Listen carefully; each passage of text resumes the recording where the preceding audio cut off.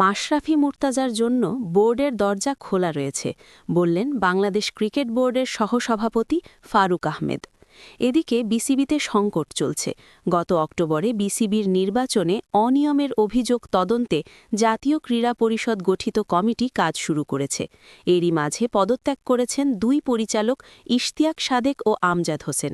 BCB সভাপতি আমিনুল ইসলাম বুলবুল Australia থেকে ফিরছেন না। তার অনুপস্থিতি জন্ম দিচ্ছে নানা জল্পনার। এসব নেতিবাচক ঘটনা বিসিবির কার্যক্রমে বিঘ্ন ঘটাচ্ছে, কথা যদিও মানতে রাজি নন ফারুক। বৃহস্পতিবার মিরপুরে তিনি বলেন, কারো সরে দাঁড়ানো তার ব্যক্তিগত ব্যাপার। বোর্ডে ২৫ জন পরিচালক, ভালো হতো যদি তারা থাকতেন, তবে ওই দুজন না থাকলেও আমার মনে হয় না যে বোর্ডের কাজ থেমে থাকবে। যেমন চলছে তেমনি চলবে।